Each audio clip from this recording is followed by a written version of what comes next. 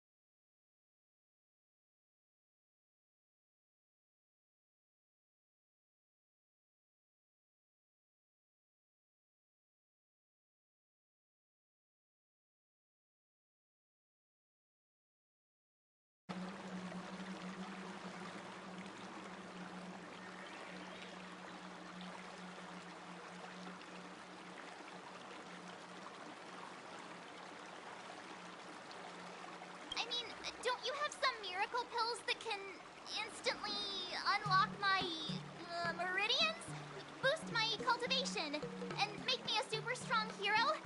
You know, the kind where you just pop one and instantly become an invincible sword master.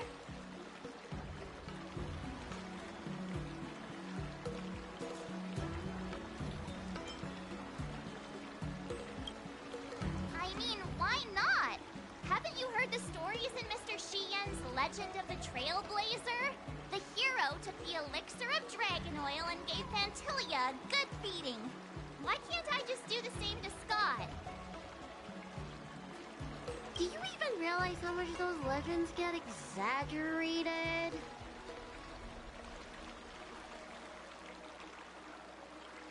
We don't have any convenient pills like that. But if you just need a temporary boost for the duel, we might be able to figure something out. I've made a bowl of Matsutake Longan white bamboo sparrow soup for you, Miss March. It's nourishing and will give you a good energy boost.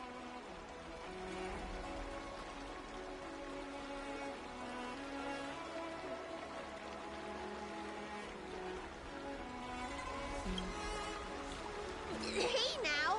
This tonic is very potent. If you don't engage in any intense physical activity, it might do more harm than good. Can I drink half now and save the other half for later? Just in case Scott beats me, I can use it to recover. Are you really that lacking in confidence, Marge? I was actually looking forward to tripling the fee when the IPC guys came in for treatment.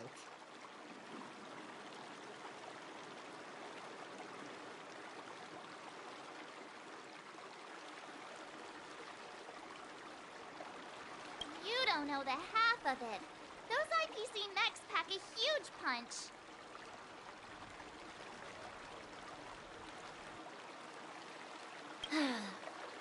If it's just pain you're afraid of, I might have a solution. Here, this medicine is named Yabra.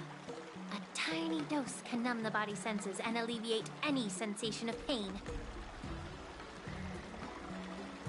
Actually, some of the Cloud Knights use pellets which contain trace amounts of this ingredient. When you block pain on the battlefield, you have a better chance of beating your opponent and surviving.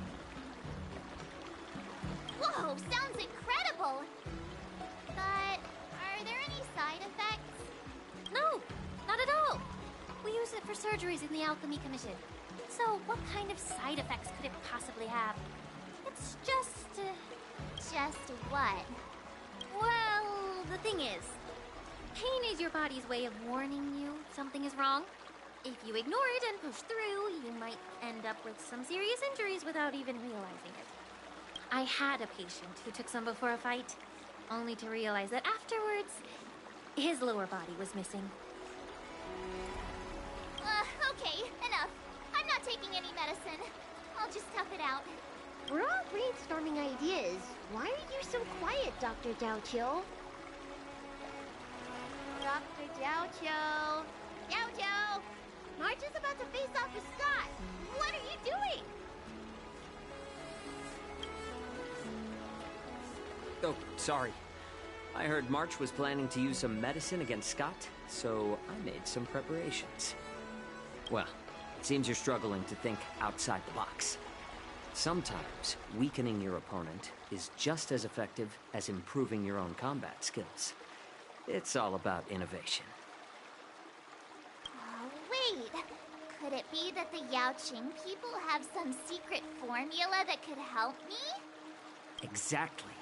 This is the closely guarded secret of the Yaoqing's Rancha school. If it weren't for Miss March's upcoming battle, I would never divulge it. Wait, do you plan on slipping Scott a laxative? How did you figure that out? Looks like I'm too predictable.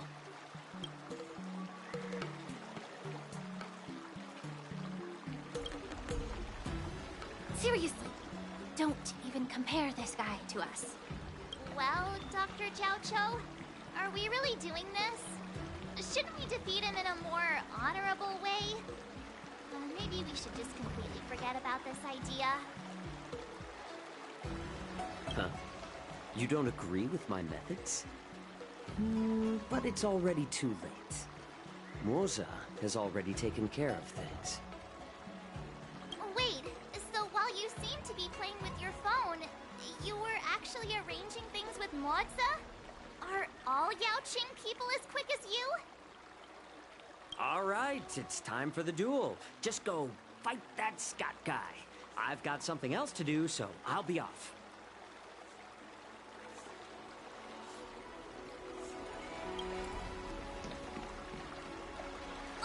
He ran away!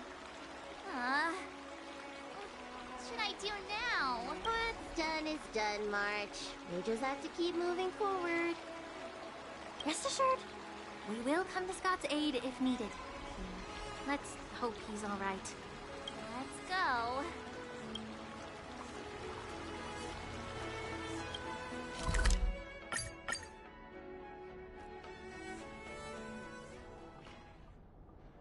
Ah, March 7th. You finally decided to show up. Bet you don't know how incredibly unpopular you are here in Aurum Alley. Unpopular? What are you talking about? Who in Aurum Alley wouldn't like a cheerful and adorable young lady like me? Oh, I've caught wind of the gossip. They're just scared of Yangqing and Yunli's power, so they don't have the guts to speak up. Guess what? A brave soul approached me in secret earlier, encouraging me to defeat you and seek revenge for all the people in Aurum Alley. And you know what else? He gave me and the guys a big pot of his special medicinal soup to drink, so we can come at you with triple the energy. Well, they do sound like a brave soul. Of course we did. That soup was surprisingly delicious. Who'd have thought, in a cold and indifferent place like the Law Fu, we'd find something so heartwarming. All right, enough talking. Let's go, boys. That delicious medicinal soup will give us the strength to win. Don't push yourself too hard. Just leave if you can't handle it. Spare me your fake concern. My stomach hurts. What's happening? Ugh, mine hurts too. Could it be that something was wrong with that stew? Those piles, get those scoundrels! Just hold on, boys. Let's defeat this little brat first.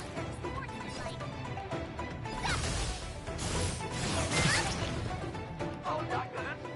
I think last night's dinner's about to make a grand exit. I gotta go to the bathroom. See ya! Stand there! Don't you dare run away! Sorry, but I can't hold it any longer. I really...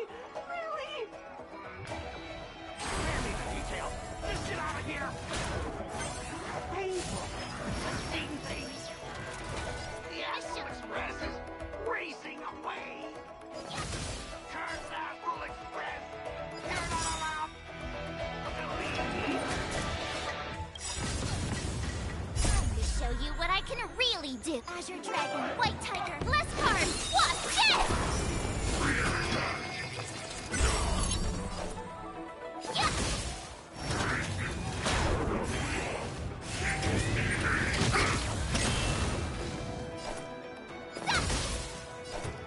Yeah! Oh, I get it! Now what? Time to show you what I can really do.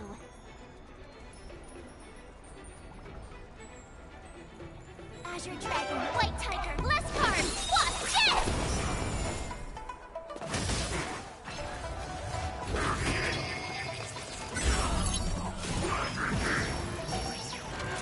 I could take 10 of you. Yeah!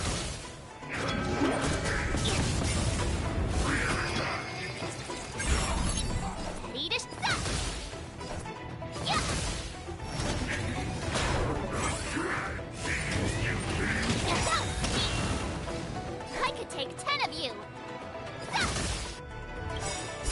show you what I can really do. Azure Dragon, White Tiger, Glass Card, what's this?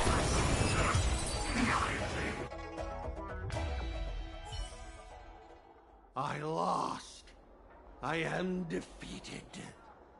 You fight too dirty, March 7th. You are truly despicable.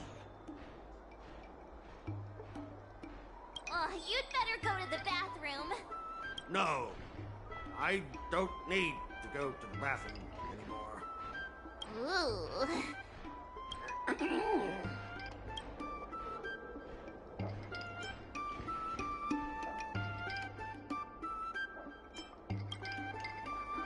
Let's just forget about that part. He's already in such a sorry state. I have one last thing to say, March 7th. Fine. Give me a piece of your mind if you want. I admit it. I was kinda out of line. You've earned my respect. Wait, what? March 7th, you're the first person I've ever known who's just as despicable, cruel, and as heartless as me. But this time, you outdid yourself, being even more vile, more ruthless, and more unscrupulous than ever. I accept my defeat. Maybe we'll actually become real friends someday. If you want to come and work for the IPC, I'll gladly write you a recommendation letter. Your compliments make me so mad. Can I give him another beating while he's down? Spare me, please. I don't have the strength to fight back.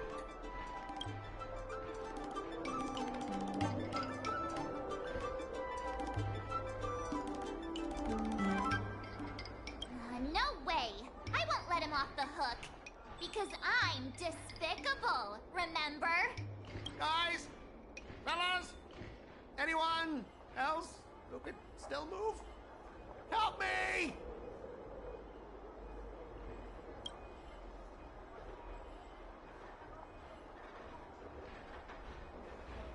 Miss March, maybe we should try something more honorable next time.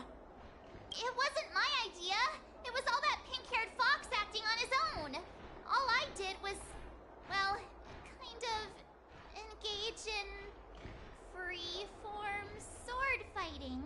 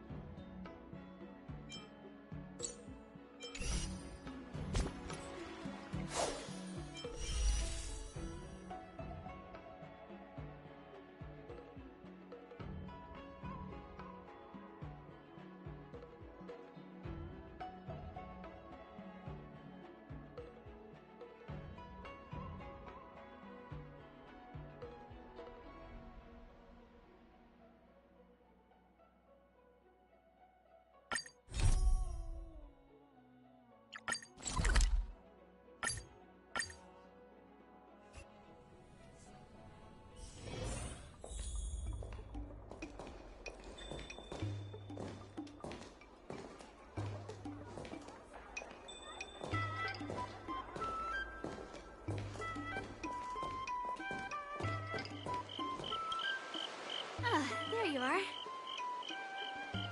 I was looking around before you got here. I already looked everywhere, but March 7th is nowhere to be found.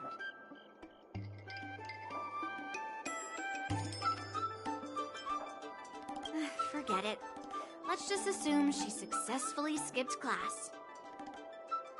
Actually, she's been quite diligent in her swordplay practice and hasn't taken many breaks lately. I think she deserves a day off. Besides, I used to skip classes even more than her back when I was still learning. If I was in the mood, I could train for 3 days straight. But if I wasn't in the mood, none of my seniors could find me. So, I can understand where she's coming from.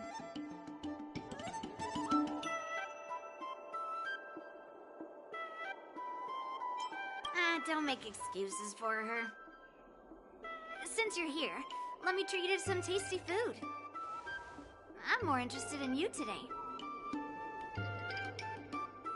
Let's walk and talk.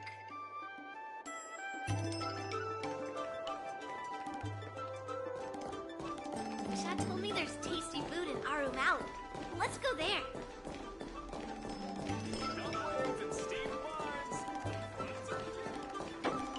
A table for two, please.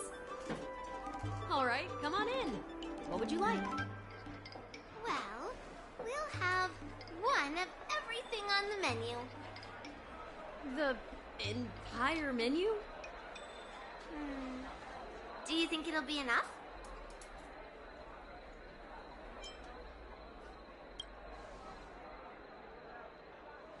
Don't worry, I've got enough money with me. Well, then I'll start making a few dishes, and if you need more, just let me know. Thank you.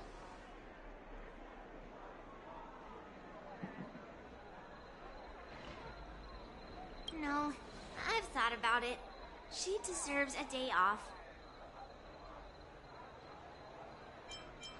Yeah, I mean, not too much, actually. Grandpa said to never be stingy when it comes to making friends. So, how big is your appetite?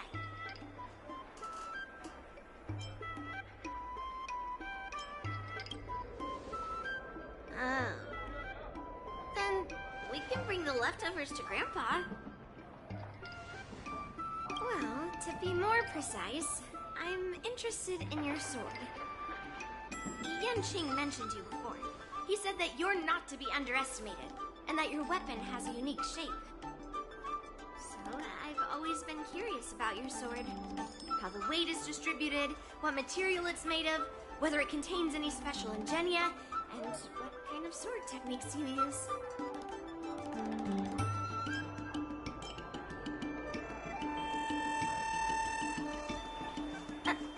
Seriously? A bat? Just the opposite. This is fascinating.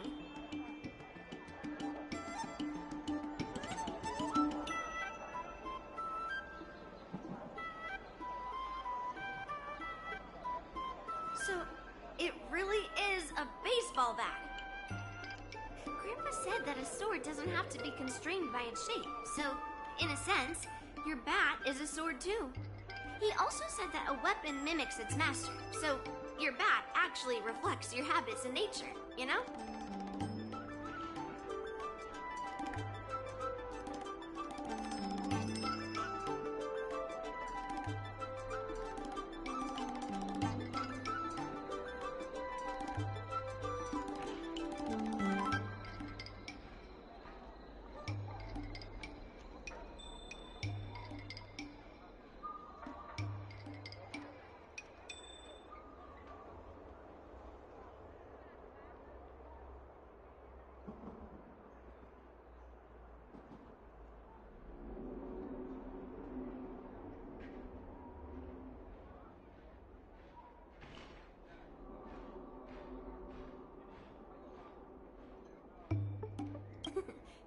Let me guess. You're someone who doesn't follow the rules, enjoys improvising, and can handle yourself well against tough foes. Am I right?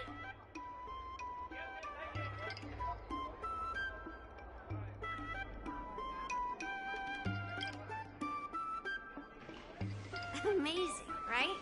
And I bet you always say something silly like, rules are made to be broken.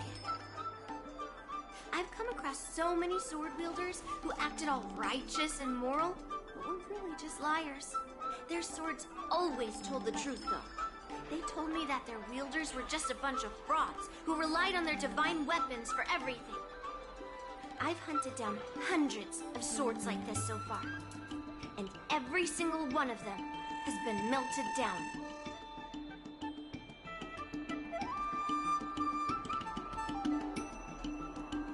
Yes, but only for those who cross the line. Melting their swords is my way of protecting those weapons. But just looking at a sword is not enough. Grandpa always says, words and expressions can be deceiving, but in a fight to the death, a sword's movements never lie. The war dance is just around the corner. You'll be participating, right? Miss Yoon Lee, for talented sword masters like you, the war dance is a perfect opportunity to show off your skills and make a name for yourself. But for people like her who have already made significant contributions to the Xianzhou, they maybe don't need to prove themselves on the war dance stage. It has been a while, Miss Nameless. And you are?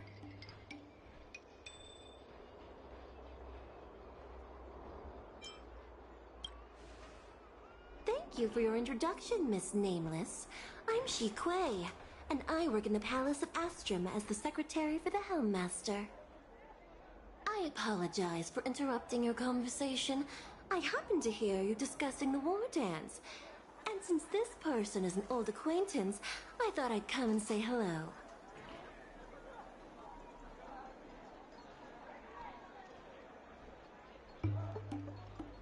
Yes, with the war dance approaching, many guests from afar are pouring in. Mr. Pavo here is one of them. He's from the distant planet Kalevala. Mr. Pavo's planet recently joined the Pan-Cosmic Trade System. He brought his delegation here this time, not only for business, but also to return something that belongs to the Xianzhou. Miss Shi Kuei, the word gift is perhaps more fitting than return. While it did once belong to the Xianzhou, we faced many tribulations to be able to deliver it here, so it should be considered a gift. I apologize for my poor choice of words.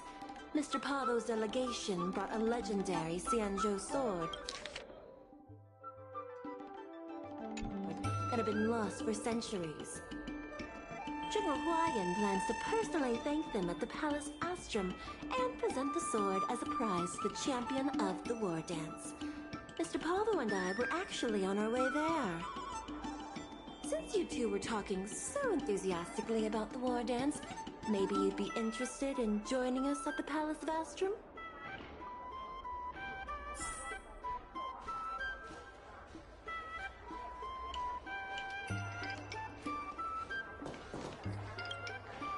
Nice to meet you both.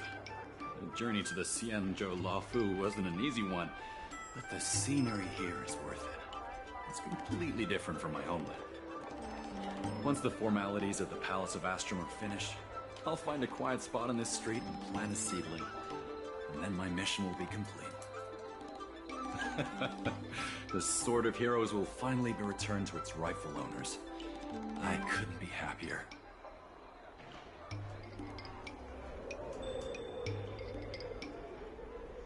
Oh, you're interested in my home planet?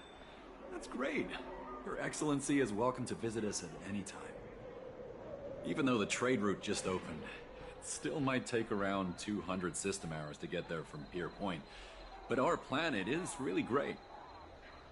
Yeah, sure, it's a bit cold and the food is a bit repetitive and our houses aren't as fancy as those on Pier Point, but that doesn't matter. We've discovered massive supernium deposits, and we're on the path to prosperity. Oh, you mean the Mieka Kivesa? It's an incredible sword. That weapon helped the legendary heroes of my homeland slay demons, and is highly revered. It also has the power to choose monarchs.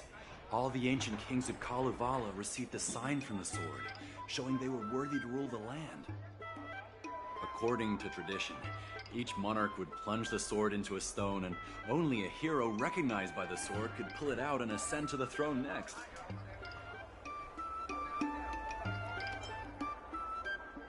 Well, those are just legends from the past. No one today has witnessed it firsthand. Well, times have changed, and now that we have a council in place, the idea of a sword crowning a king has become a joke. Besides, it wasn't a native of Kalevala who last pulled out the sword and recognized its connection to the Xianzhou ship.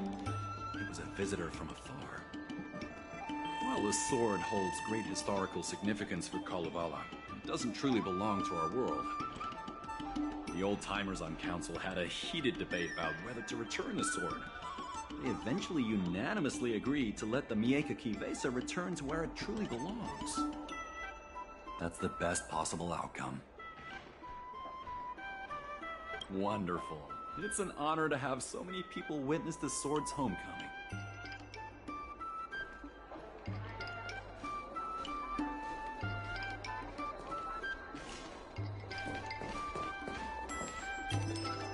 Let's head to the Palace of Astro together. I know, right? Thanks to March 7th skipping class, we get to join in on the fun. Grandpa always asks me to go look at swords with him, but he hasn't said anything about this one. It's really weird. But now that we're invited, let's go and check it out.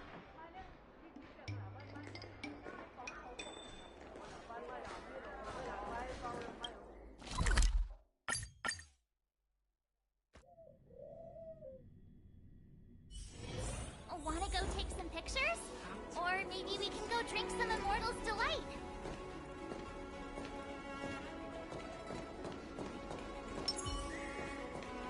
There you are. Come on, let's go to the ceremony together.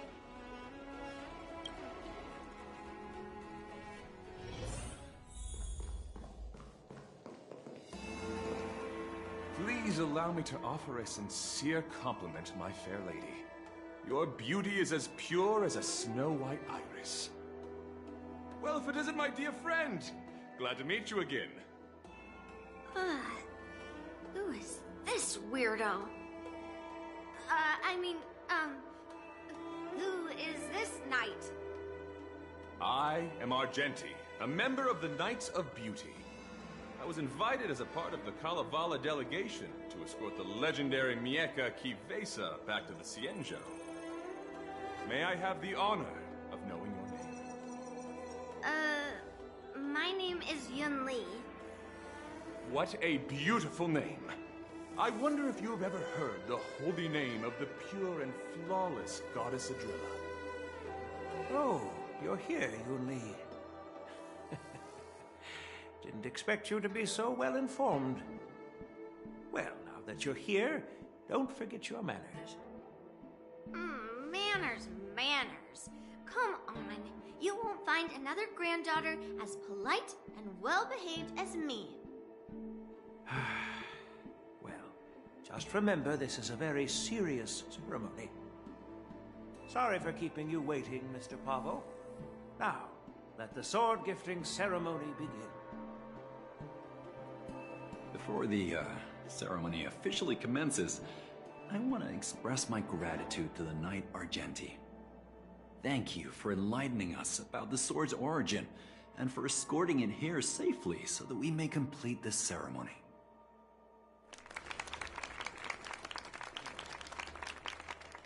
On behalf of the Kalevalan delegation, I, Pavel Kalistaya, am here to return the legendary Mieka Kivesa to the Xianzhou Alliance, its rightful homeland.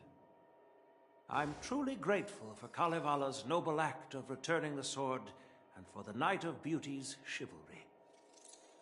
Now, as we gather here on the Xianzhou Lahu, I officially welcome the sword back to its homeland. Mieka Kivesa. It's a fitting name for a sword with such a legendary past. I still remember the name engraved on this sword the day it was forged. Guyin. It was forged by Han Guang, a craftsman from the Zhu Ming's Pyrojaya Forge. Wait. Hangguang? Although its blade is worn and cracked, its essence remains as resilient as the Xianzhou Cloud Knights. All it needs is some repairs and polishing by the skilled craftsmen of the Artisanship Commission to regain its former glory. I've decided to entrust this sword, Guyin, to the Lawfu Artisanship Commission for restoration. Furthermore, it will serve as the prize for the champion of the Lawfu War Dance. This sword will be wielded against abominations, protect our homeland, and live up to the mission of the Kalevalan delegation that returned it from so far away.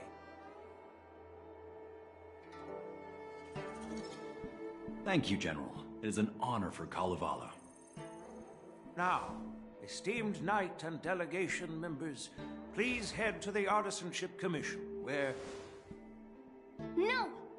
This sword was forged by Hangguang. Yun Li! These esteemed guests have brought back your father's last work. Where are your manners?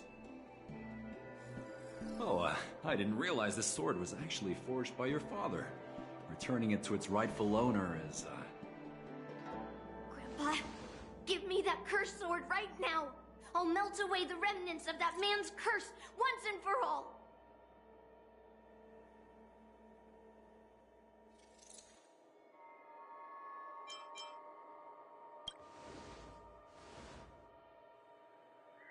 Don't be rude, Yun Li. Apologize to our esteemed guests from afar. I'm sorry. I'm sorry for making a scene. But I have to melt down this cursed sword. I won't let it fall into anyone else's hands.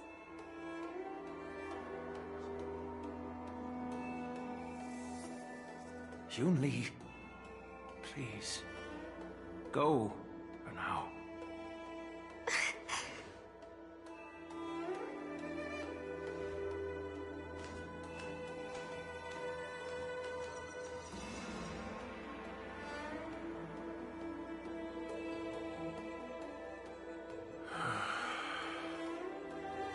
This is exactly why I didn't want Yun Li to know about this. I didn't want to create trouble, but trouble found its way here anyway. Perhaps it really is divine intervention. Could you, please, keep an eye on Yun Li for me?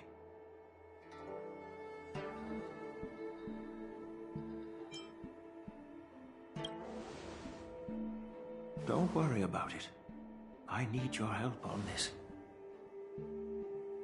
I apologize for the unfortunate interruption. Let us move on with the ceremony.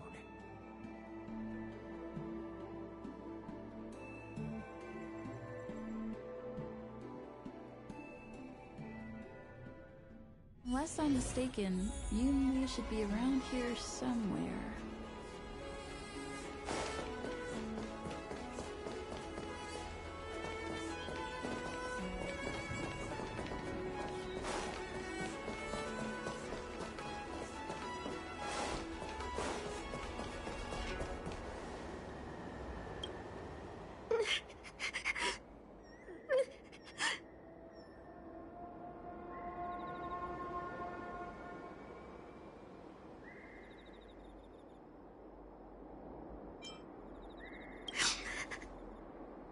Stop watching me and say something.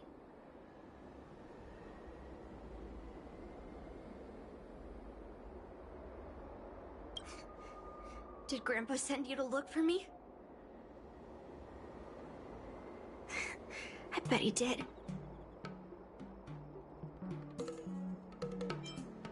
Really? Thank you. Just so you know, I'm here just waiting for the perfect moment to snatch that sword. And once I have it, I'll melt it down before anyone can react. Don't even think about stopping me.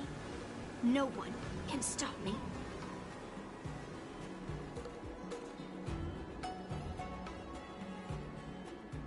Grandpa sent you here. Surely he doesn't want you to help me. Have you heard of cursed swords? That sword is one.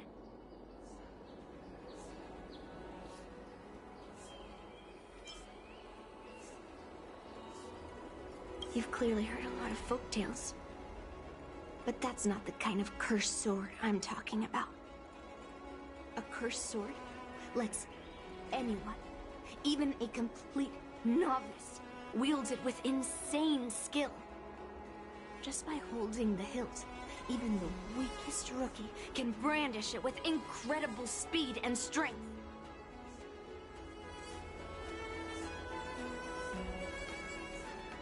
I'm not joking around. And I'm not making up some crazy story. While a cursed sword grants instant abilities to its wielder, it comes at a cost. It's like continuously adding fuel to the forge.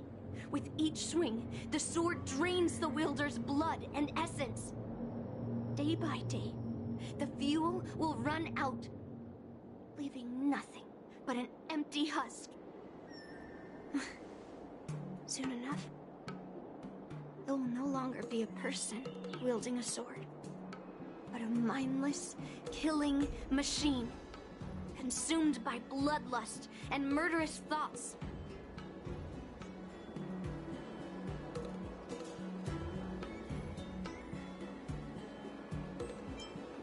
Oh, so you're familiar with Heliobi.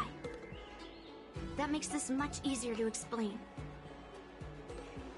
There was a lunatic swordsmith who infused metal blades with Heliobi, as he was obsessed with turning weapons into living things. And this is how cursed swords were made.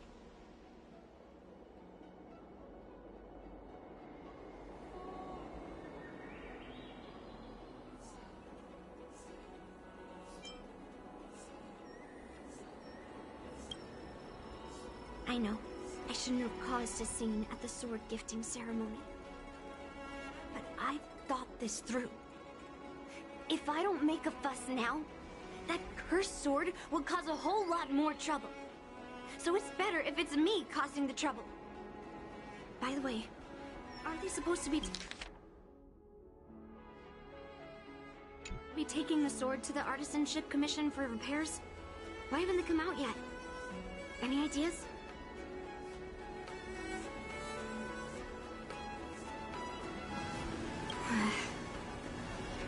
Looks like they're not going to show up here.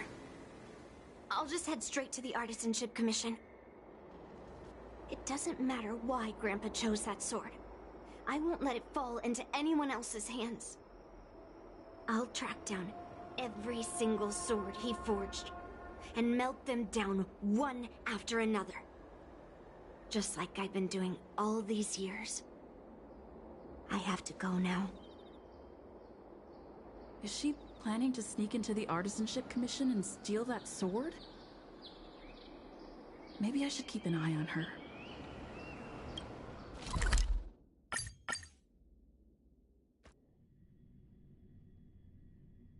The Artisanship Commission is so big. Where could she be?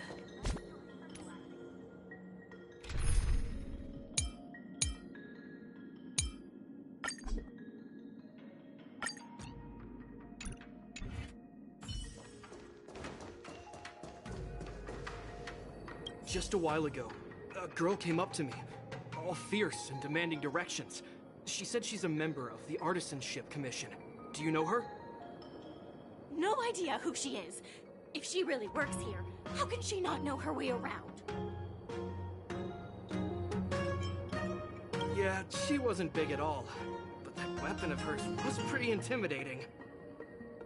She was in a hurry, heading straight for the Artisanship Commission, and I didn't want to ask too many questions. She said something like, I'm a member of the Artisanship Commission. Where do you keep your precious stuff? I got scared and pointed her toward Master Gongshu's warehouse, where he stores his arumatons. Wait, why did you give her directions? What if she's planning to steal something? Where else? Like I said, she was headed straight for the warehouse, where all the valuable arumatons are. Yeah, that place is filled with Master Gongshu's precious arumatons. I bet they'll give her a hard time.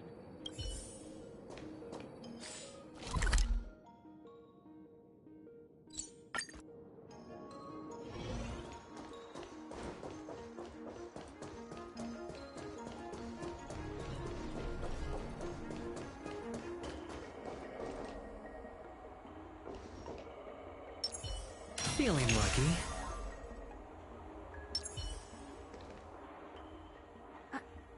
What are you doing here? Look, if I get into trouble, it's my problem. I don't want to drag you into it. Fine. Let's smash these metal cans first. Then we can talk.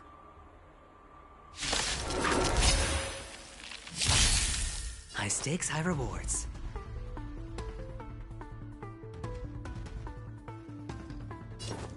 It's on me. More seasoning. Commencing support.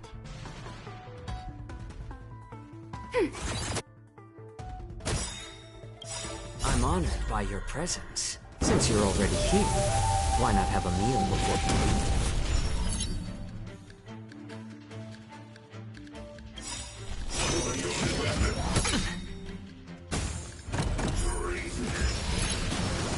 Enemy data secured. Net markers activated.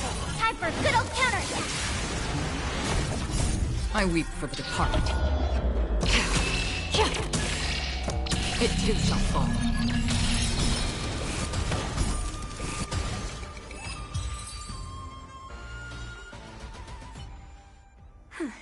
That was the last of them. Thank you for helping me out. This place is heavily guarded. But there's nothing but arumatons. Where is the arsenal? Seems like not even those craftsmen know where the arsenal is.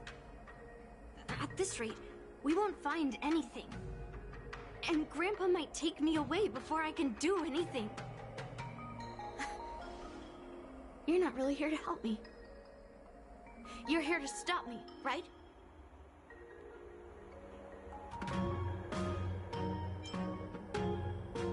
No. It's not. Grandpa made a promise to the delegation, and going back on his word would tarnish his reputation and make things difficult for the Luofu. But leaving that cursed sword here will also make things difficult for the Luofu. So all things considered, the best outcome is for me to melt that sword down and take all the blame. You probably think I'm being impulsive and unreasonable, right?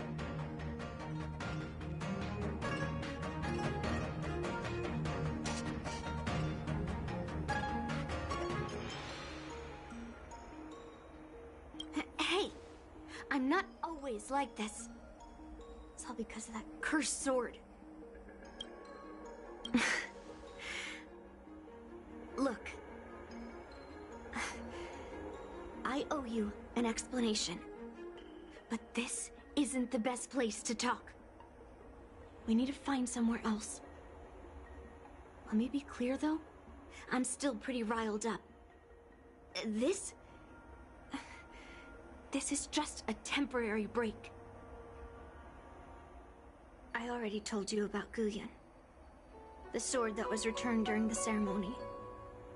It's a cursed sword, with a heliobus inside. And Hongguang, the swordsmith who forged it, is my father.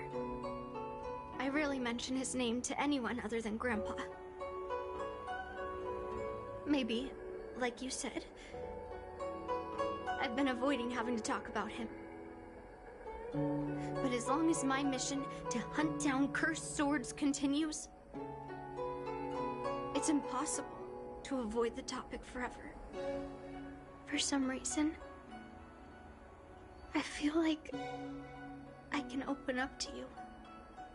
Honestly, I don't remember much about him. All I know is that the Pyrogyre Forge used to be a bustling place, with people from all over coming to get one of his swords. They called him the greatest master craftsman since Yingxing. I didn't catch all the details, but I do remember seeing him forge those amazing swords, while the visitors watched with smiles on their faces. I used to believe that craftsmen brought happiness to others. The swords crafted by the Pyrogyre Forge are famed across the stars. They possess exceptional sharpness and invincibility. With these legendary weapons, even ordinary people can become skilled warriors, capable of overcoming the most formidable opponents. But then, he became obsessed with becoming a famed swordsmith, and started crossing all sorts of lines. He forged cursed swords that should never exist.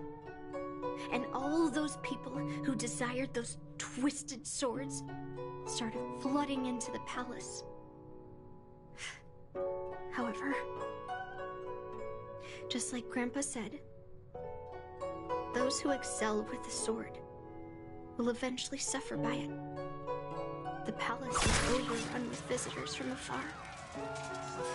Some left empty-handed. Others got swords that didn't fulfill their desires. And some even resorted to stealing.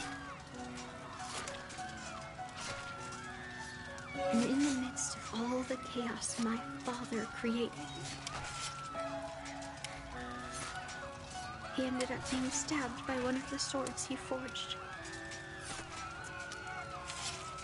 It was so sudden and unexpected.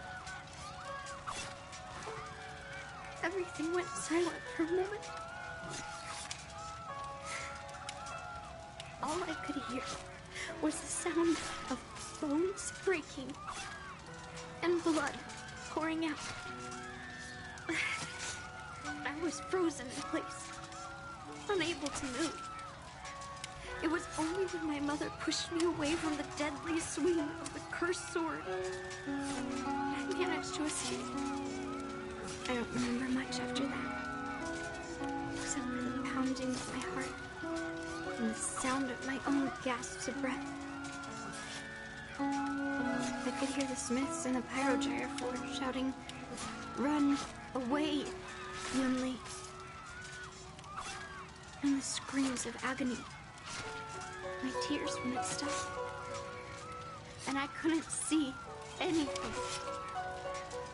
I kept gasping for air until I collapsed in a pool of blood. If General Huayan hadn't arrived in time, I probably wouldn't be here talking to you now. After that, General Huayan took me in and treated me like his own granddaughter. To me, he is 100 times better than my sinful father. He taught me forging and swordsmanship. Han Guang paid for his sins, but his troubled legacy must not go unchecked. According to the records, he forged a total of 1,382 Heliobus cursed swords, and 182 of them had unique designs. When I joined the Pyrogyre Forge for training, I made a vow to hunt down all those cursed swords. So far, I found 312 of them, and Guyan will be my 313th.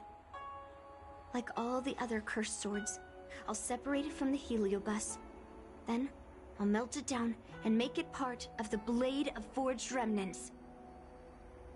I've said my piece now.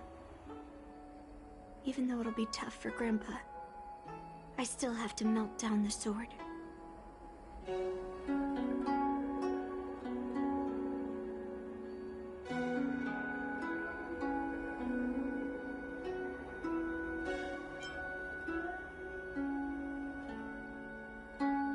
So, you're saying, even though Grandpa knew it was a cursed sword, he still chose it to be a prize because he thought it wouldn't cause any trouble? No. No matter how I think about it, something is definitely off. Grandpa didn't tell me anything about the ceremony. He must be hiding something. Besides, after our argument today, you want me to go back and talk to him now? No way. At least not today. Maybe tomorrow. Somehow, after talking to you, I feel like I've cooled off a bit.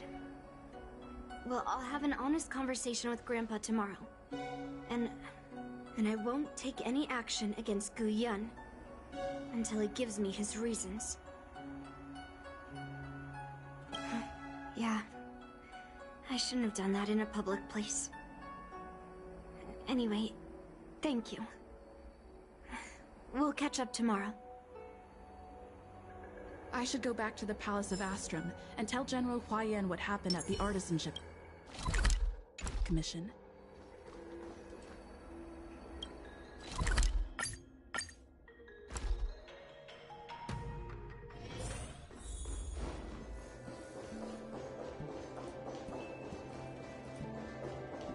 My home planet made its fortune. My granddaughter didn't cause any trouble, did she, young lady?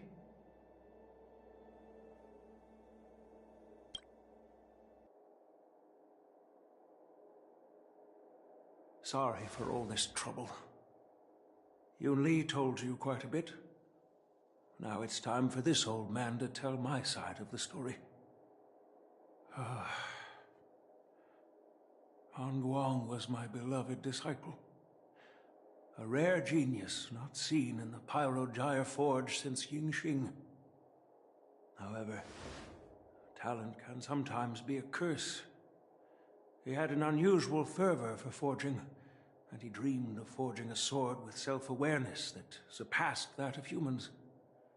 He believed it would make warriors invincible without any training.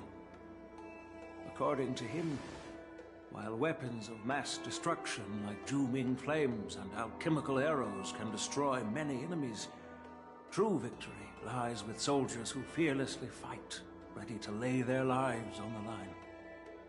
Usually, Xianzhou swordsmiths infuse a basic level of awareness into their swords to make them easier to wield. But even then, soldiers need to experience countless battles to overcome fear and sharpen their instincts. So,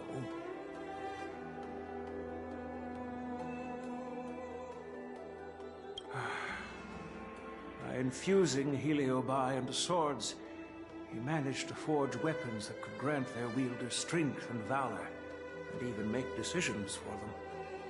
However, weapons are different from regular tools. They are meant to kill, plain and simple.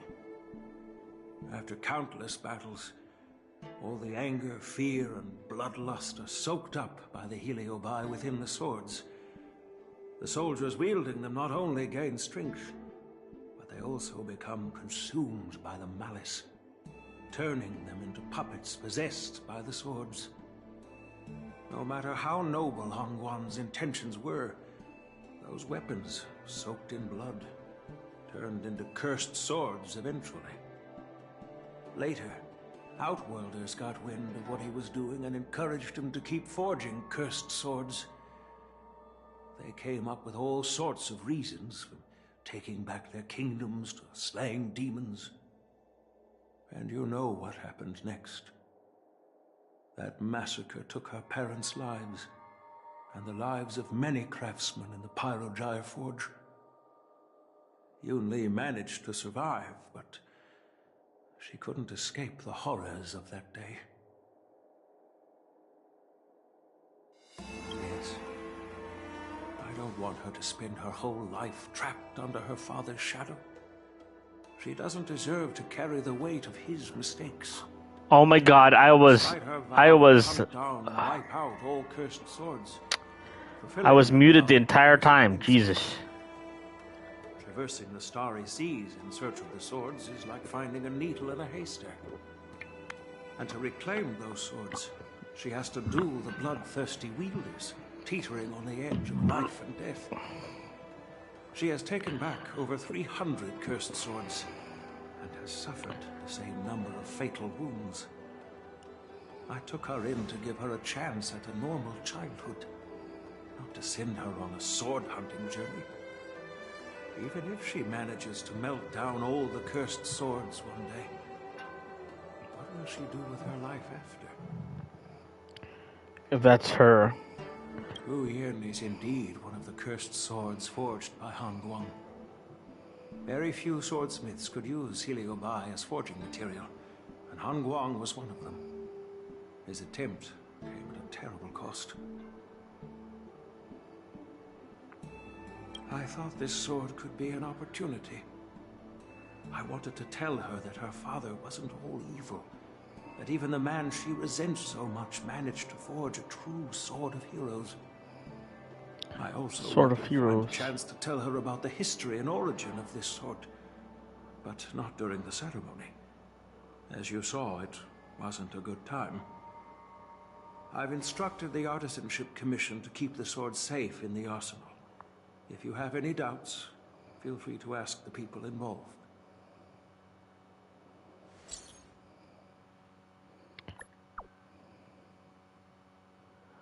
It's stolen.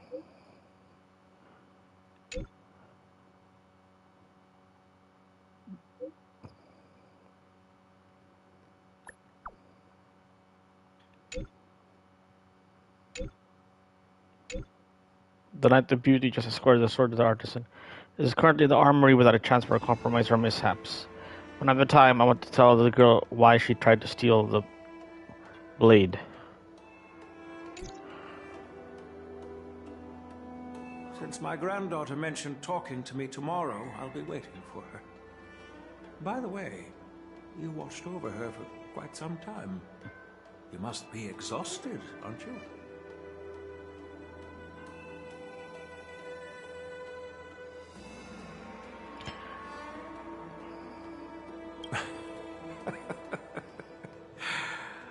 I'll be counting on you then. Time to go back and find that class-skipping March 7th. Class skipping March 7th.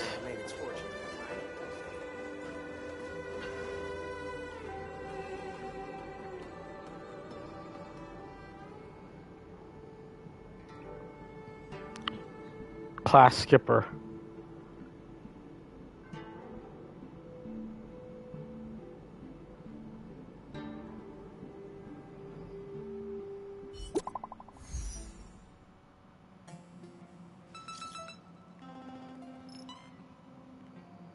Something happened to the sword.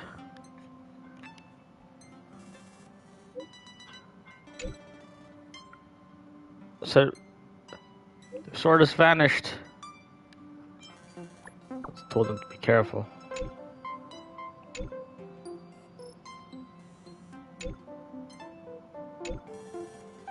Okay. Guess Yun-Li lied to me.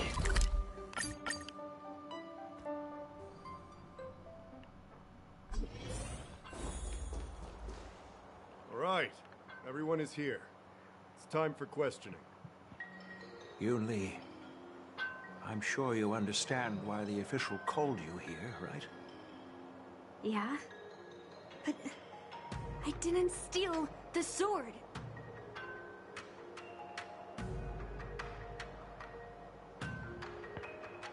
Yun-Li promised me she wouldn't steal the sword. Unfortunately, official Dahao didn't hear Yun-Li's promise. If we don't recover the sword, we will be breaking our promise to the Lawfu and betraying the delegation. We're counting on you to find the truth, Official Daha. Yes. It's my duty to thoroughly investigate the case. Even though Yunli is firm in her words, we can't just rely on her testimony. After everything, the sword still got stolen. They should have given it to me from the beginning.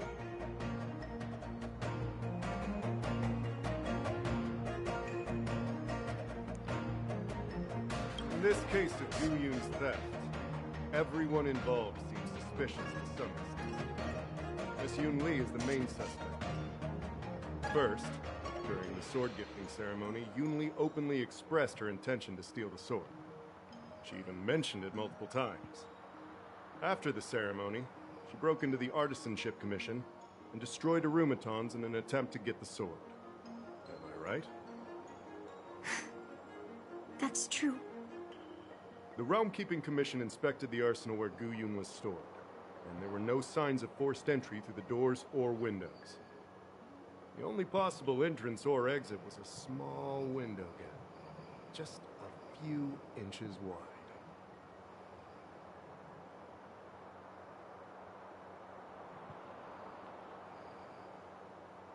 Hey! It's just a theft. The box containing Guyun was opened and the sword went missing. But none of the other swords in the room were touched. Which means specifically.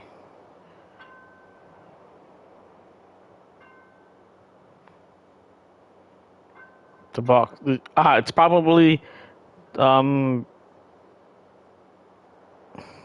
Argenti. Well, I do know about the box and the cursed sword. Exactly. The suspect had a clear motive and took only Guyun. So, besides the ceremony participants, only the delegation members had access to the sword.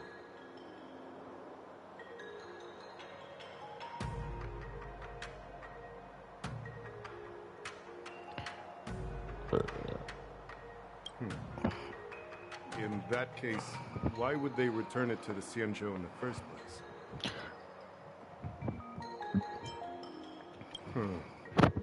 That makes sense. The delegation, led by the Knight of Beauty, delivered the sword to the Artisanship Commission. Craftsmen who received it testified that they didn't take anything from the arsenal.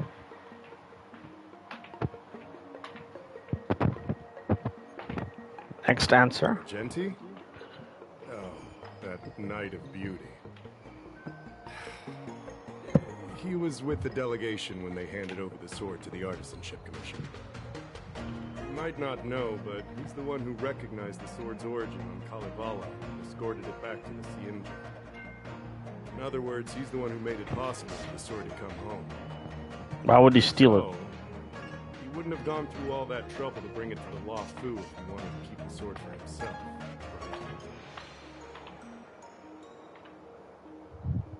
Master Gongshu checked the work records, and I questioned all the craftsmen and apprentices who were on shift at the time. But I didn't find any suspicious individuals.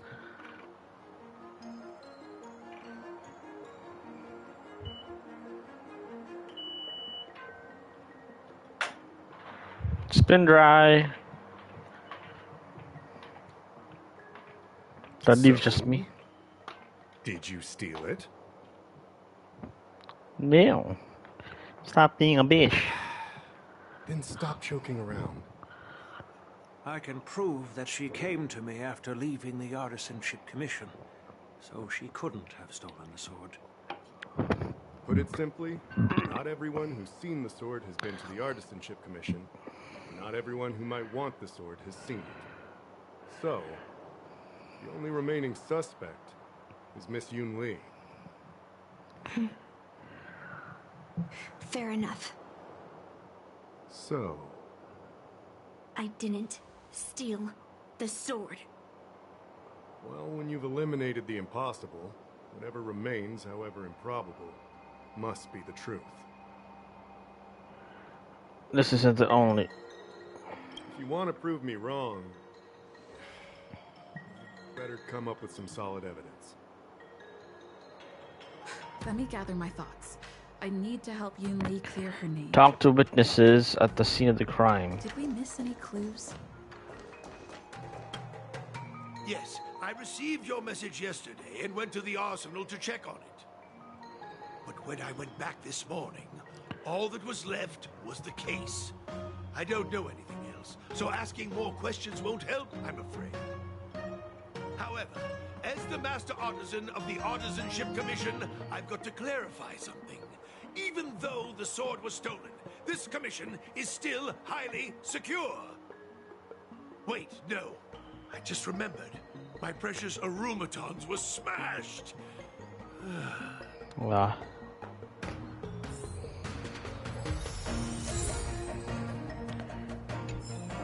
Aromatons were smashed.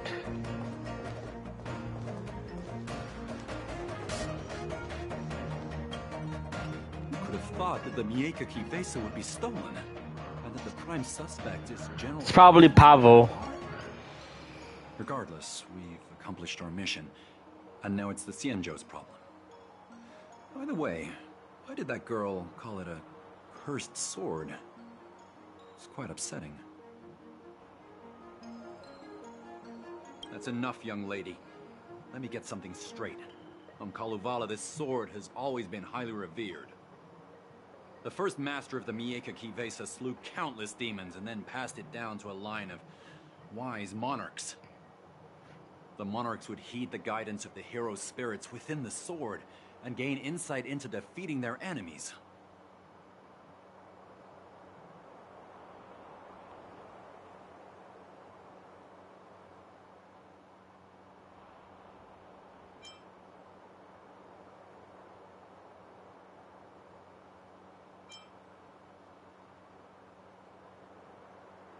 Oh, of course, it could just be a myth. After all, no one has actually heard the sword speak. The point is that the Mieka Kivesa did help the ancestors of Kalevala build a strong foundation. It's definitely not a cursed sword.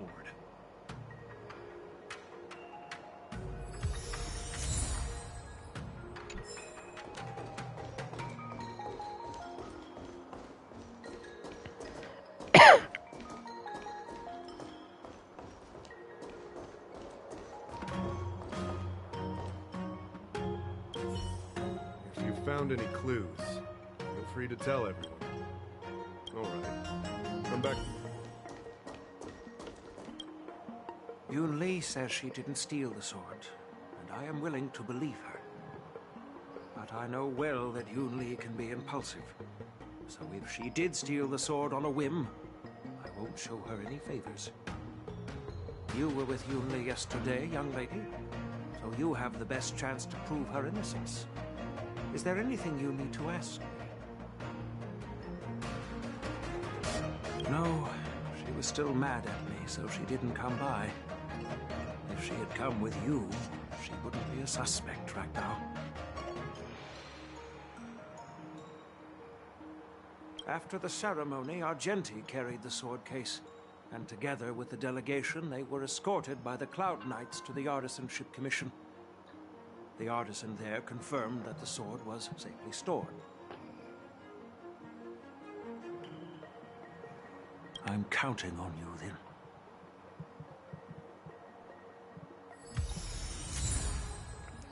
Okay. I don't want to make things difficult for official Dahao. Let's do this his way and prove my innocence. If I can find that cursed sword, I can prove my innocence right away.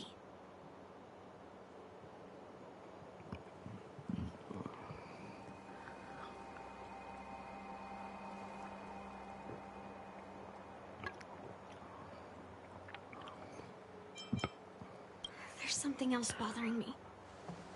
Why would the thief take the sword, leave the case behind?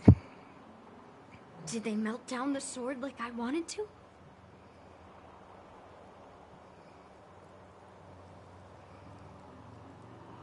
I mean, carrying around the sword like that would be pretty conspicuous. Wouldn't a thief prefer to take the case as well?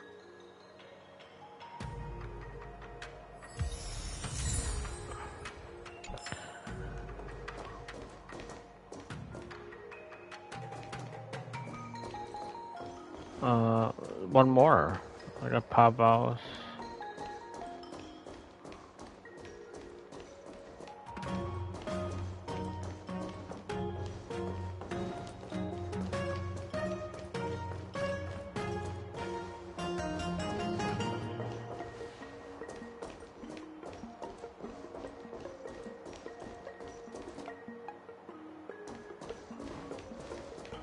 One, two, three, four. If you found any clues, all right. Huh?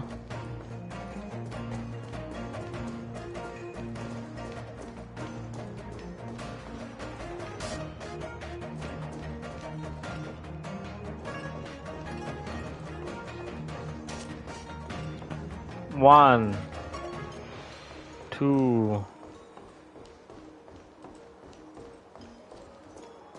three, four. Oh.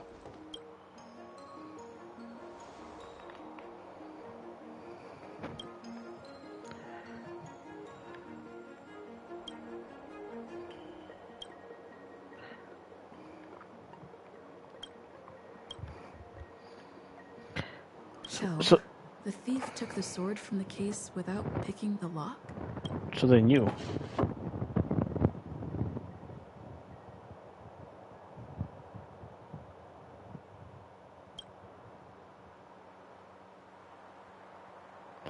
A single rose petal, so I guess it's Why is this flower petal inside the case? It's Argenti.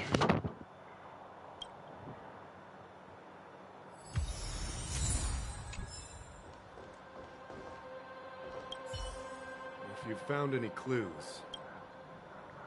100%. But I'm not sure if I can convince Mr. Daw how. 100% sure. Fine. Let me go through my reasoning again, and you can interrupt if anything feels off. Negotiation, the bird says Throughout now. the entire incident, there was only one suspect who broke into the Artisanship Commission, and that was Miss Yoon Lee.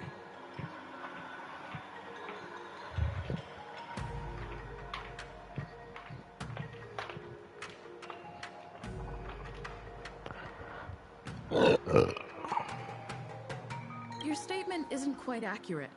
Argenti, the delegation members, and even me, we were all at the Artisanship Commission at some point. True. But they all left after delivering the sword. And the craftsman overseeing the handover confirmed that they couldn't have left with the sword. We looked into it as well. Before Goooooooo was handed over, the side crane at the entrance of the Artisanship Commission captured you leaving. But there's no record of Miss Yoon Lee leaving. Why would I dare leave through the main entrance after smashing the Arumatons? Throughout the entire incident, there was only one suspect who broke into the Artisanship Commission. And that was Miss Yoon Lee. Yeah. Miss Yoon Lee caused a ruckus at the Artisanship Commission, trying to take away Goooooooo.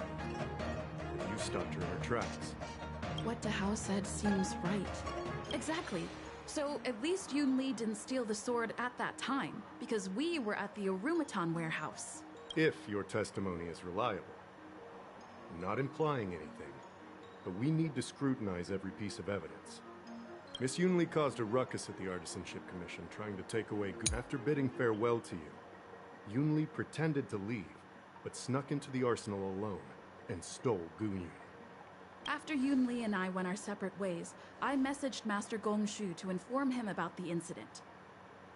And much later, Master Gongshu told me the sword was confirmed safe. So up until that point, Yoon Lee couldn't have stolen it. Can I prove this? After bidding farewell to you, Yoon Lee pretended to leave, but snuck into the arsenal alone and stole Goooooooo. We haven't found any other suspects or evidence. Looks like you're missing some crucial evidence. There are no signs of the arsenal being broken into, so... the only real evidence is the sword case. No, the fact that there are no signs of a break-in is suspicious in itself. Which piece of evidence should I use to convince We haven't found any other suspects or evidence. Intact lock. I carefully examined the lock of the sword case, and there were no signs of tampering or damage. What does that mean? As to why the case was never locked in the first place, only the people who delivered it to the Artisanship Commission would know. Plus, I found something else inside the case. Which piece of evidence should I use to further convince Tahao? We haven't found any other suspects or evidence. I found this in the crevice at the bottom of the case. A rose petal? Huh. Yeah, I must have missed it during the search. Why was there a petal inside the case? I don't know. But I do know that wherever that Knight of Beauty goes, he always leaves behind a trail of rose petals that's almost impossible to clean up. Aha! My thoughts are a mess. Let me sort them out. The sword case was never locked, which is evidence that only someone who delivered the sword could have done that. And the rose petal was probably left behind by that Knight of Beauty. But how did he manage to take the sword from the Artisanship Commission? Why did he steal it after returning it here? And why would he leave that petal in the case? I know. Goooooooo flew out of the case on its own. The Knight of Beauty only unlocked the box to aid its escape. Don't be ridiculous. He was possessed? How can a sword escape from a case on its own? You've never seen a flying sword before? I've only heard about the Mieka Kifesa being able to fly in legends. But even if it could fly, why would Beauty do this? Like I said, the sword contains a heliobus. Argenti must have been under the control of the sword. Maybe he was under its control even before you arrived on the Lofu. Official no. Tahao, where can we find that knight? Let me see. The docking location of Argenti's ship. The one and only. Let's go. We've got to find Argenti before that sword completely takes over his mind.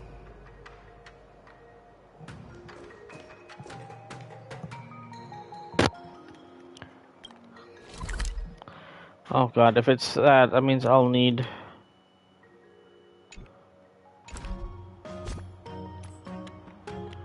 probably use my...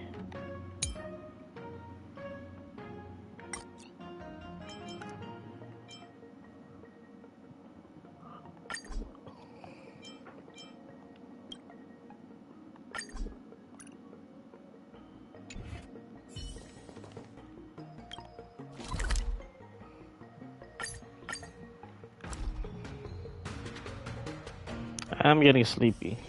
It's still early. Where to now? Shut up. It's not early. I refuse to be gaslit.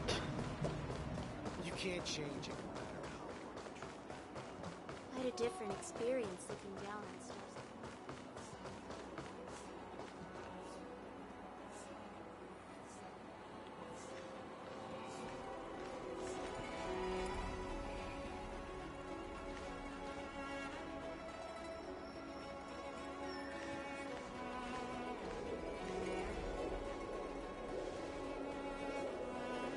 I've been waiting for you here for quite a while. You again. Knight of Beauty. You're the one who stole Goooooooo, right? Hand it over. You have no idea how dangerous that cursed sword is. Dangerous? In my humble opinion, the real danger is always the hand wielding the weapon.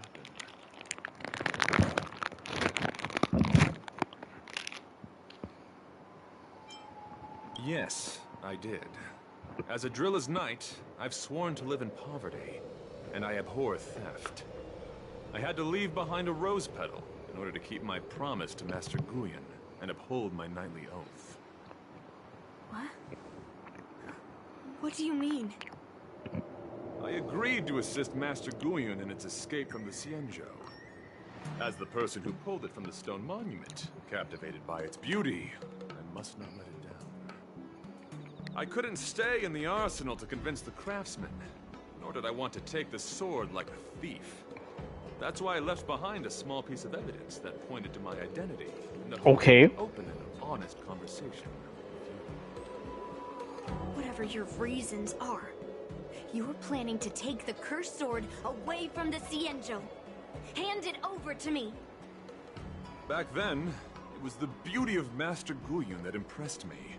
So I willingly embarked on the journey to return the sword. But unfortunately, Master Guyon's homeland is no longer the ideal place for it to return to. As a Knight of Beauty, I must not abandon it halfway. Oh no. He's completely captivated by the power of that cursed sword.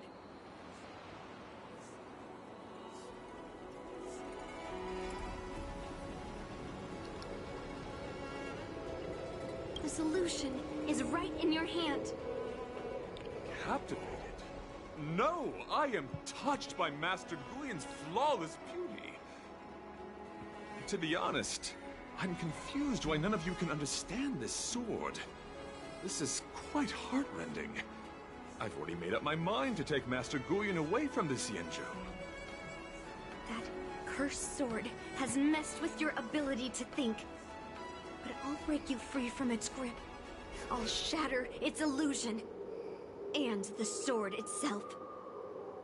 Fair lady, if you're intent on taking away this person, this sword that is under my protection, please engage me with a fair duel according to knightly etiquette.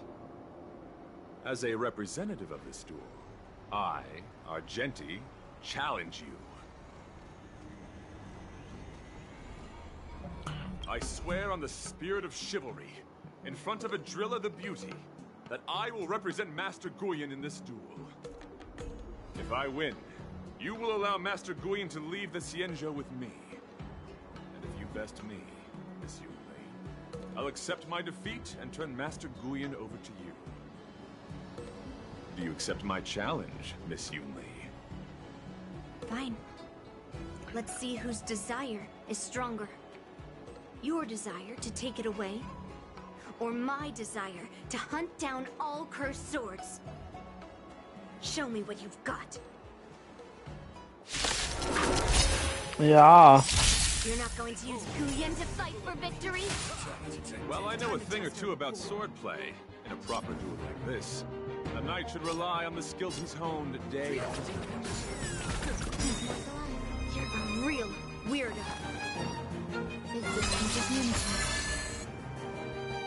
The mood is set just right. Let the show begin!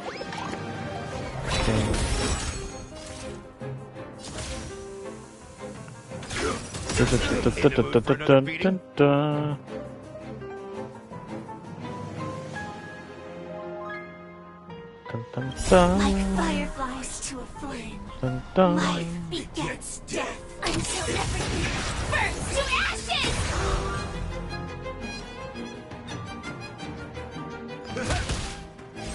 Firefly Type 4 in position.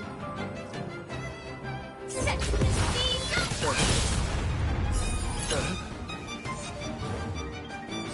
This is more than a battle.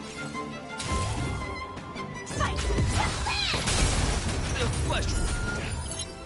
Confess. Put forth all your might. Enjoy yourself.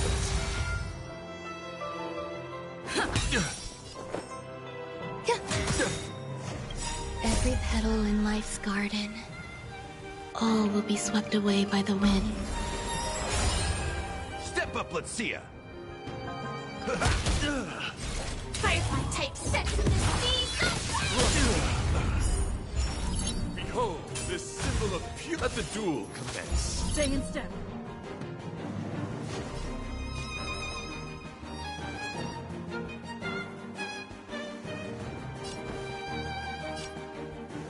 Let's improvise. Some value, I suppose.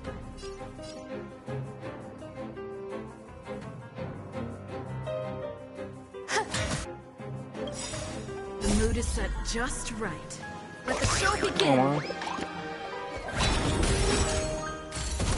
Stand in position.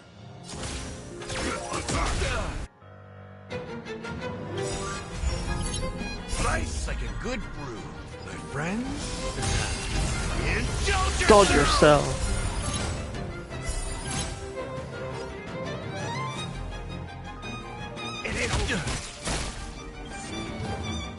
Left side. Put forth all your might. Take your positions. Eternal.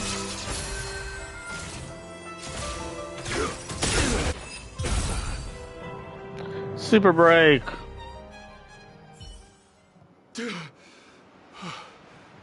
I've lost. According to the rules of a knight's duel, I should keep my promise and hand over the sword to you. But before I do that, I hope that you, as the winner, might have the mercy and listen to Master Guyon's past experiences. This sword has been cursed since the day it was forged. Place it in front of me, and let me destroy it. Do what she says, knight. But you've done so much for me already. It's time for me to face her alone.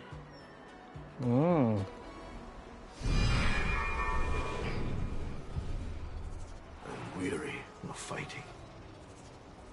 I just want to share my past with you. To explain why I wanted to escape.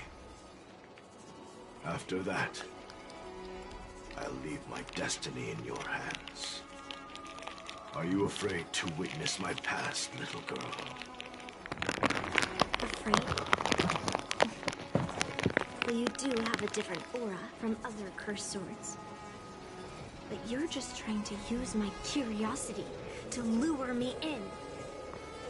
Well, you know best that a single touch won't snatch away anyone's sanity.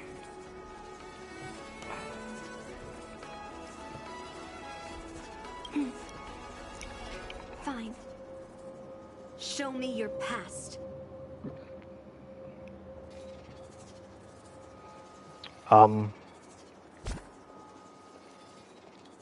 Different team.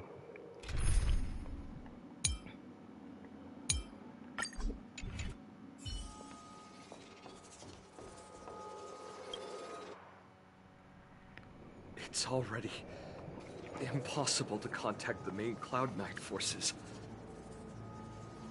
What awaits me will be a long and lonely war. Follow me.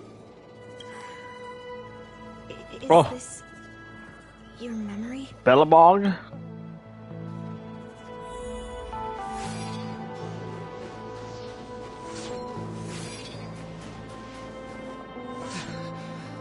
It's so cold here.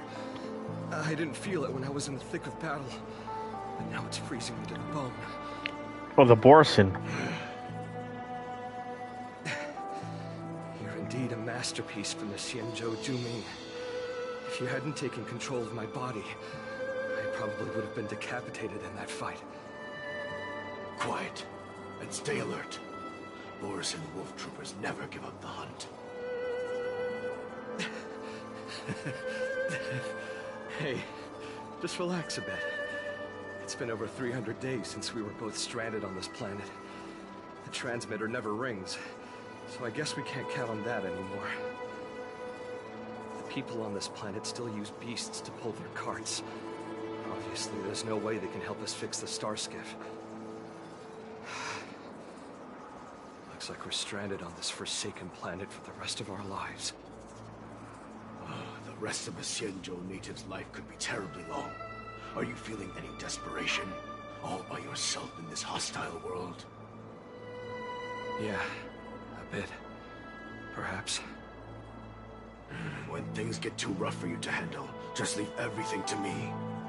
No me to carry the weight of the world on your shoulders? Yeah, sure. If I really can't handle things anymore, I'll leave my body to you. But now is not that time. Do you really think you can oppose an entire Borisin army with your limited skills? What are you holding out for? It's true that I'm stranded here, but it seems like that Borisin pack is in the same boat. By the way, Guyan, do you know what a seed is? A seed may seem insignificant, but with careful cultivation and time... What is legacy? ...it can grow into a huge, unwavering tree. You said that the rest of a Xianzhou native's life could be terribly long. You're right. That's why I intend to plant a seed named Resistance here, and nurture it for the rest of my life. Aww. I want to show the people of this land how to defend themselves against those monsters. I can already see the seed in the eyes of those people. You really think you can do it? Why not just give me control, and we can revel in the bloodbath together? What was the memory I just saw? It was a memory of me and a Cloud Knight, stranded on an unfamiliar planet. We crash-landed on a planet occupied by Borisin. Just the two of us. I can feel that it was a lonely war. A lonely war.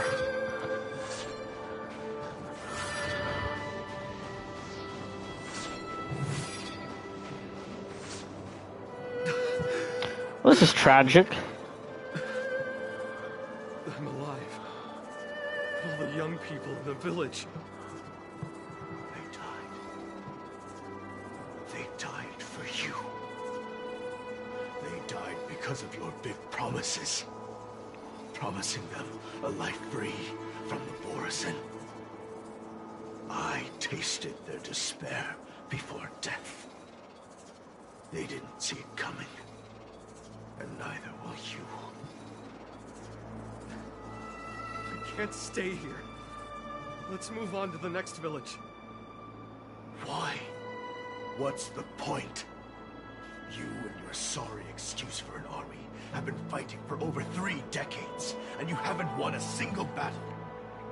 What you're sowing is not resistance, but despair. This world is hopeless. It's completely infested with packs of Borisin. You've seen their numbers, and you know their methods. And those commoners you've put your hopes in. They just kneel down and worship the monsters devouring their children and families, calling them their beastmasters. Yeah. One of the beastmasters for their sake. But they turned on you because they were scared of the Borisin taking revenge. You remember all that, right?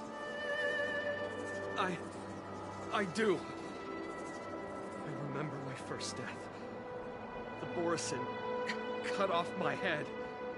But I also how do you remember that? If it weren't for a brave youngster who risked his neck to reattach my head and give me a proper burial, I would have disappeared completely.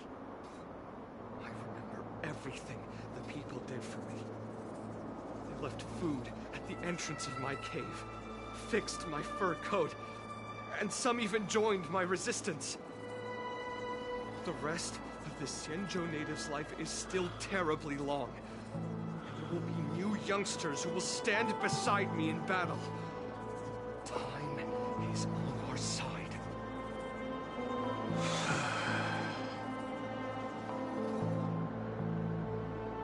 You said it was a lonely war.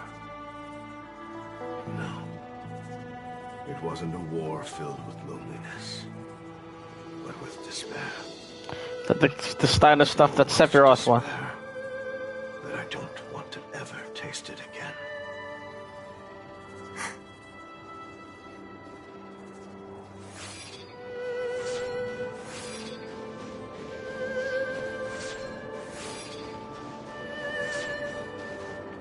I'm leaving.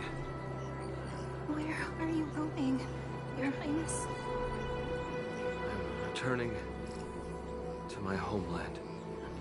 A distant place beyond the sky. I'm not coming back. But what should we do with you gone? What if those wolf demons show up again? They won't, my child. You've wiped out the last of them. But before I go, I need you to do one thing for me. Even though the wolf demons are gone, new monsters will appear in this world. Soon, a demon will appear, donning golden branches and knowing only bloodshed.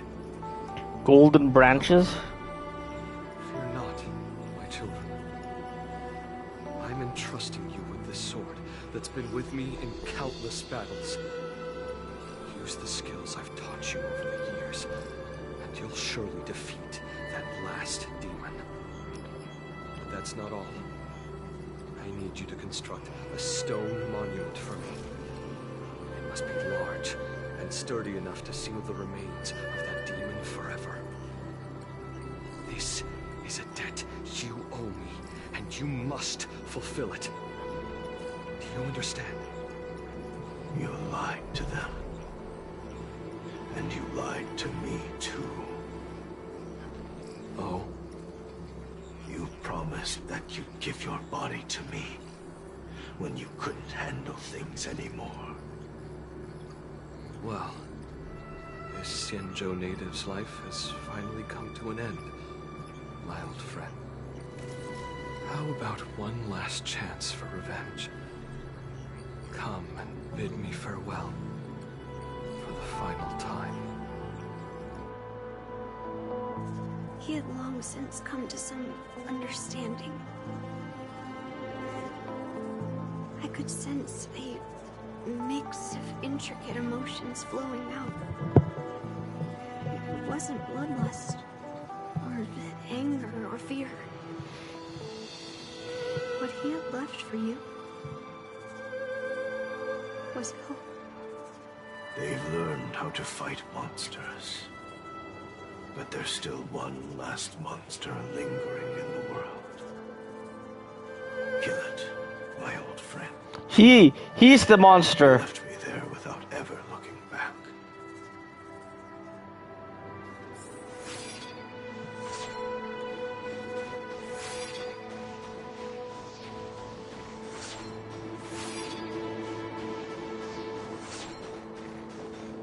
Thank you, my old friend. I became Mara-struck. Heliobi can taste human emotions.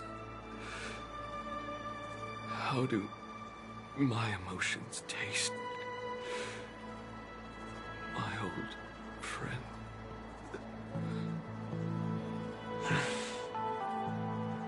A hint of bitter compassion and a touch of scalding courage. Your heart's deepest desire is to end war once and for all. Now, the war is finally over. Can you hear? Even though you can't hear me anymore, my old friend, I'll do everything I can to bring an end to all conflicts in this world. So, this is the past of the Kalevalan people's Sword of Heroes? You helped the people of that world bring an end to war? No, I did not. I am a weapon, and I only became the cause of more conflicts. Countless monarchs of Kalevala saw me as a symbol of kingship endowed by nature, and they waged wars in order to possess me. I grew tired of their wicked intentions. I didn't want to kill for anyone anymore. So I returned to the stone monument where my master was buried. And since then, no one was able to remove me from it. Oh. You allowed Argenti to take you away? Because even after all this time, I still wanted my master to come home.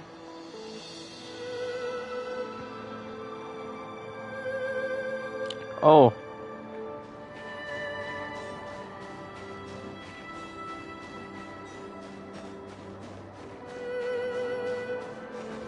During the sword gifting ceremony, I felt anguish when I learned that I would be handed over to the most skilled swordmaster and once again become a tool for killing. My master had engraved his deepest desire into my blade. End war. As a weapon, my purpose was predetermined from the start. Fight against his fate. To become a deadly sword that would relentlessly hack and kill. But once I fulfilled my mission, would I have the right to choose my own destiny like he did? So, I asked the Knight of Beauty to help me break free from this never-ending cycle of bloodshed. These thousands of years have naturally turned into memories of mine. I think I understand the beauty the knight was talking about now. I don't want to be a sword that brings death. What protects life? Oh my god, it's fucking Kenshin Himura. Samurai action. As a tombstone were my finest.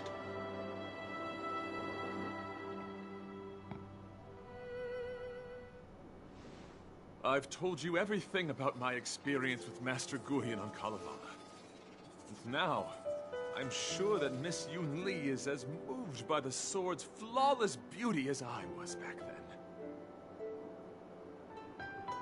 Even though I had heard the legends of this sword from the delegation, delving into its memories was still fascinating. Yeah. Yun Li, I trust Guhian's experiences have changed your mind.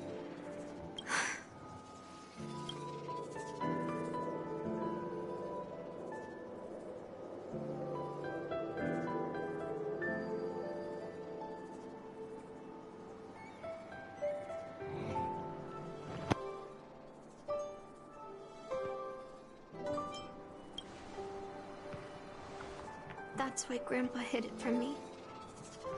So I wouldn't make a hasty decision. Ah, youth. Such is youth. I always thought a cursed sword infused with a heliobus would only bring rage and slaughter.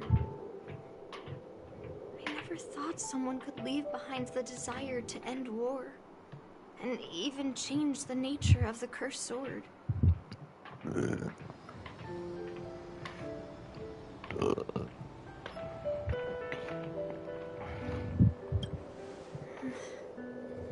My position was too extreme. Yeah. Guhian is truly a sword of heroes. Sword of heroes. I apologize to all of you for my behavior. I'm sorry.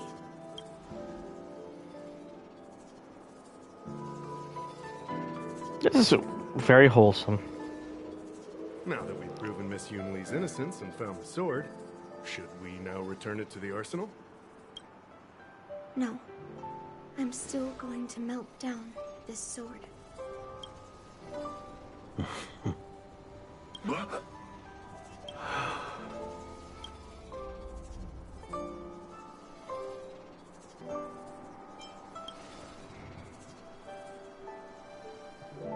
I've heard your true desires, Guhian.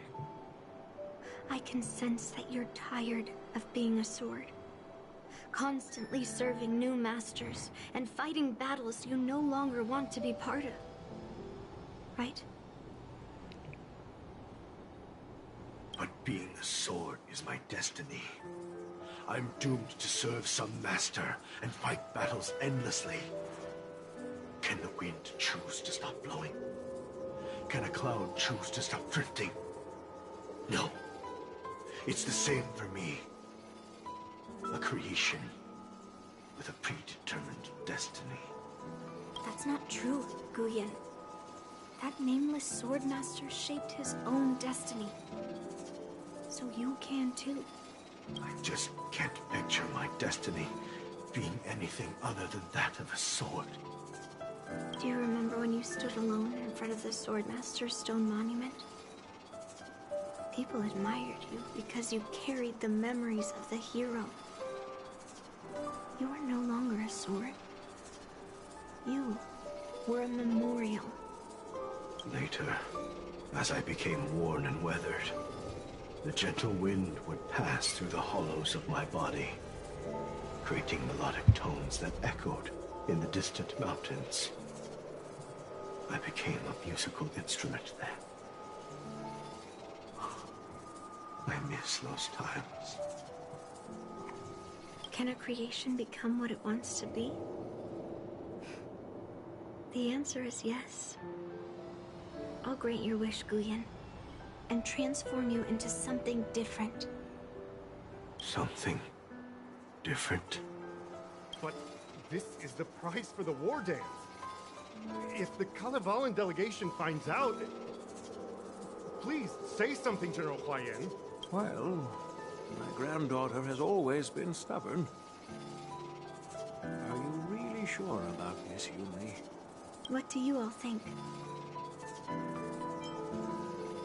Fulfilling Master Guyen's wishes is the reason I came to the Xianzhou. With the Driller's blessing, you could turn Master Guyen into a plow. But as long as it fulfills his wish to end war, I support it fully. Then, I'll leave it to you, Yunli.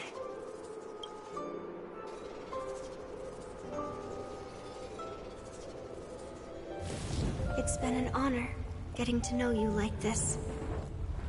The honor is mine. Thank you, Yunli. Again, surprisingly wholesome. Why the long face, my child? Are you feeling regret, perhaps? You were completely determined when melting down the sword. So, why the sudden change of heart? Grandpa, I melted down the prize for the war dance. How are you going to explain this to the lawful? Oh? Am I hearing right? This little girl is worried about her grandpa. Didn't see that coming. If only I'd talked to you from the beginning, Grandpa. Oh, wow. Maybe things wouldn't have escalated Unsurprising. like this. But at least Guyen got what it wanted. I have no regrets there.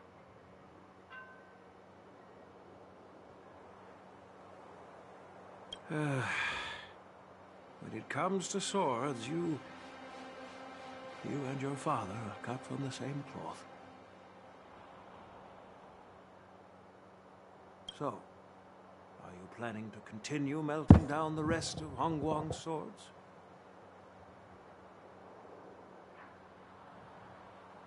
Yeah. Guyen is unique. But the other cursed swords are still too dangerous for anyone to handle.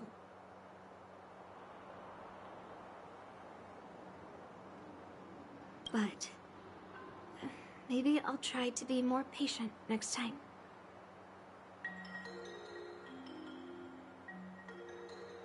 Be more patient.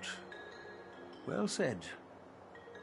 Remember what you learned today, because there will be many more situations in the future that will require you to be more patient.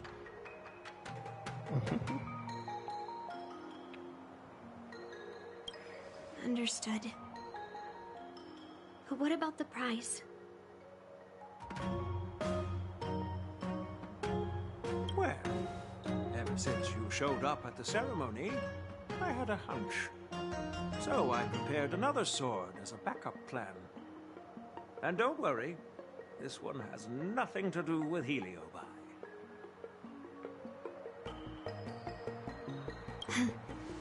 That's perfect. By the way, the ambassador from Kalevala that night went to Arum Alley. They're looking for a spot to honor the hero. Why don't we go take a look together?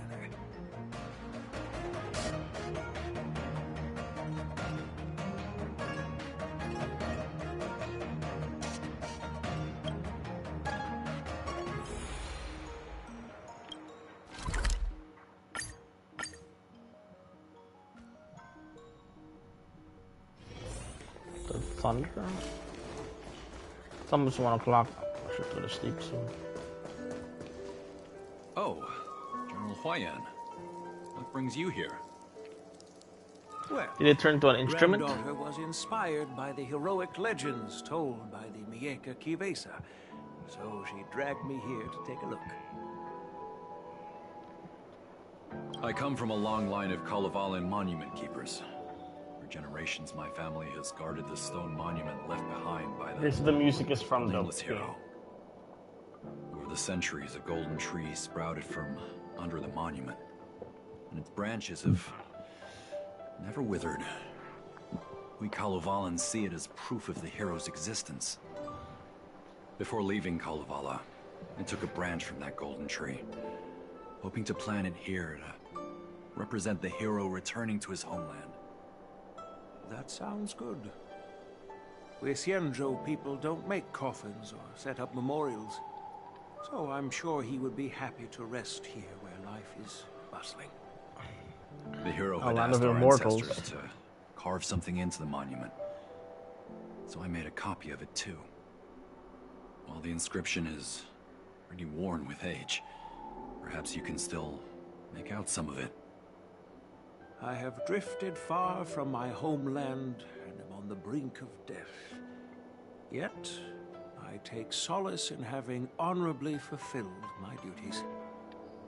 Should you feel compassion for me, kind traveler, please take a handful of soil hence and bring it back to the Lawfu. Aww. Mr. Pavo, I wonder if that hero ever left a name in your history. I apologize, but the hero's epic battles happened long ago, and he did not leave any name for us to call him. But in our mythology, The Cloud Knight. the heavens, and so we call him the Cloud Knight. Welcome home, Cloud Knight.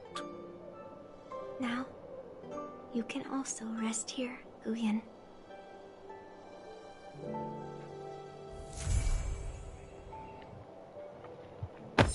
Completo.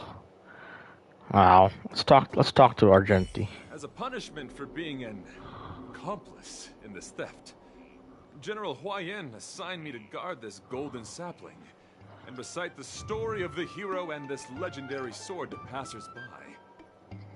This is not a punishment at all, and I gladly accepted it. Spreading the message of beauty to the Xianzhou residents is exactly what I desire. However, I plan to leave the Xianzhou soon and continue my travels. May our paths cross again in the vast cosmos, my dear friend.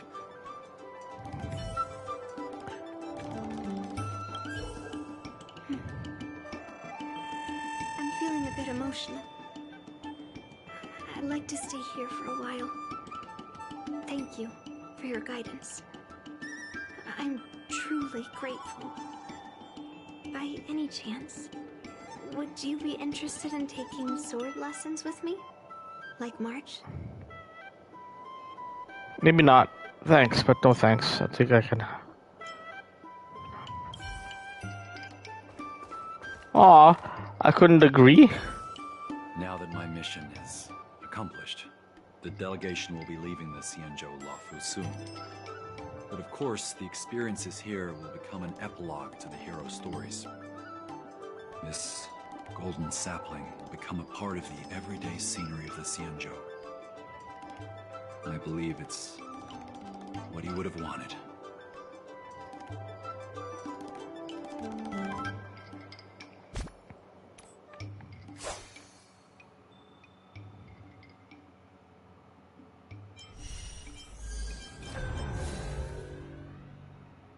That's tomorrow.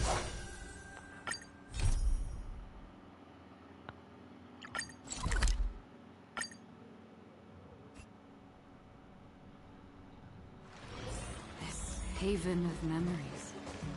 Every touch, every moment is like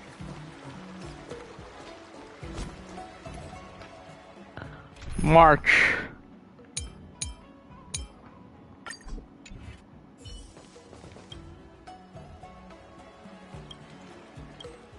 Start with the good stuff. Compliments make me better. So remember to say lots of nice things. The last one. Okay. A genius gamer pledges to make a replica of a rare Aether Spirit. All initial stats to 200, raise mood cap to 150, increases all.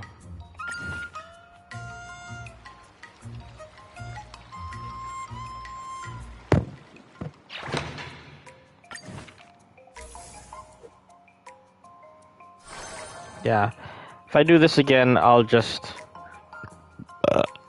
wait until I get to the actual.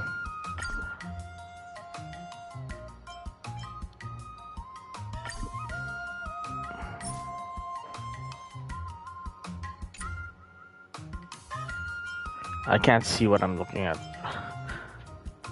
L3, there we go.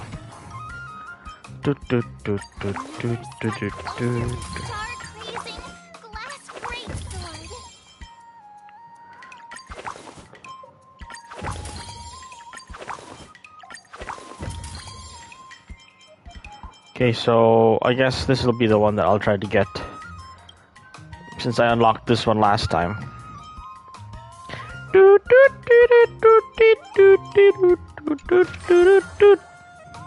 Yeah. There's no voicing until you get this particular places, so I'll just do this later. Anyway. Yeah, I think that's it, because that's the last one I gotta do. I've done the aptitude showcase that has coins, that has shard jades. This one, well, I'm still trying to slowly optimize these teams. This I've already done. I'm still working on calculation. Wow. Still a lot of stuff here. But, yeah.